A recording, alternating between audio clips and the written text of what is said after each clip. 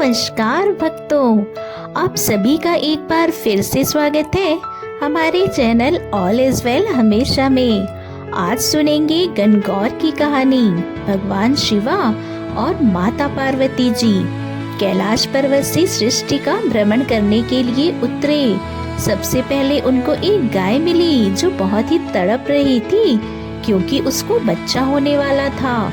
माता पार्वती उसे देखकर बहुत घबरा गई। उन्होंने गौ की पीड़ा को देखकर भगवान शिवा से कहा, आप तो मेरी गांठ लगा दो, ऐसा दुख नहीं देख सकती। तब भगवान शिवा ने कहा, मेरे हाथों से बंधी हुई गांठ कभी नहीं खुलेगी। अब तो पृथ्वी पर बहुत कुछ देखना है। तब वो दोनों आगे चले तो उन्होंने देखा एक हथनी भी वैसी ही परेशान हो रही थी। वहाँ से थोड़ी और आगे बढ़ने पर उन्होंने देखा कि एक राजा का नगर था और वहाँ सभी उदास थे।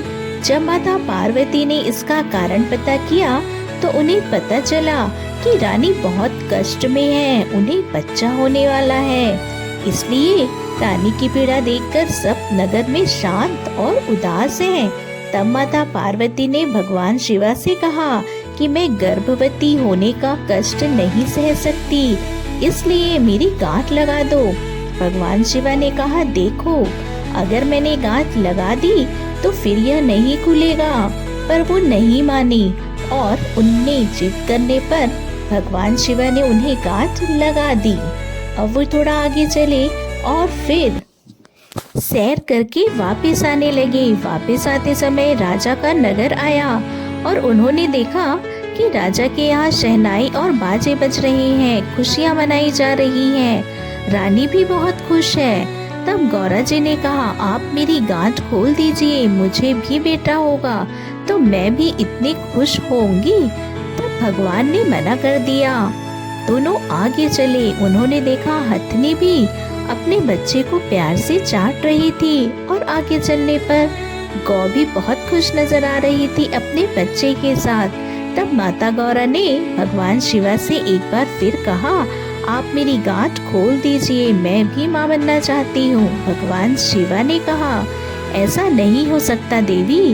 और फिर वे दोनों घूमते घूमते फिर से कैलाश पर्वत जा पहुँचे। कुछ दिनों बाद गौरा जी ने अपने शरीर पर उपटन लगाया और उससे एक पिंड बनाया और उसमें प्राण फूंक दिए और बालक को रखवाली का कहकर माता पार्वती स्नान करने चली गई। जब भगवान शिव आए तो बालक ने उन्हें अंदर जाने नहीं दिया। भगवान शिवा ने पूछा, तुम कौन हो?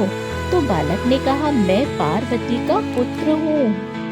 भगवान शिव ने सोचा, यह पुत्र कहाँ से आया, और फिर उसके जिद करने पर त्रिशूल से उस बालक का गला काट दिया। माता पार्वती बोली, भगवान मेरे पुत्र को वापस जीवित करो। भगवान शिवा ने अपने गणों से कहा, जो कोई भी स्त्री अपने पुत्र से पीठ देकर सो रही हो उसके बच्चे का सिर काट लाओ। सभी गण घूमते घूमते जंगल में पहुँचे। वहाँ एक हथनी अपने बच्चे से विमुख होकर सो रही थी। गणों ने उसका सिर काट लिया और भगवान ने उसका सिर उस बालक के शरीर पर जोड़ दिया और अमृत का छींटा दिया और बोले, दुनिया में सबसे पहले गौरी पुत्र गणेश की पूजा होगी, बाद में दूसरे देवताओं की पूजा होगी। कुछ दिनों बाद गणगौर का दिन आया। औरतें माता गौरा की पूजा करने लगी और अपने सुहाग को अमर रखने के लिए व्रत करने लगी। तब माता ने सारा सुहाग पहले पहुंचने वाली औरतों को बांट दिया।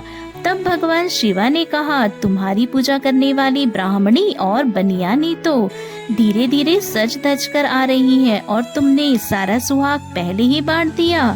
तब उनके पर गौरा जी ने नैनों से सुरमा निकाला, मांग से सिंदूर निकाला, टिक्की में से रोली निकाली और चुटकी उंगली से अमर सुहाग होने का छींटा दे दिया और उन्हें भी अमर सुहाग बांट दिया। यह हे भोलेनाथ, हम सभी भक्तों पर अपनी कृपा यूं ही बनाए रखिएगा। कहानी कहने वाले, सुनने वाले और हुंकारा भरने वाले सभी की मनोकामना अवश्य पूरी करे।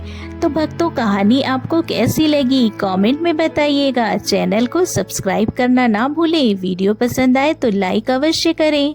धन्यवाद।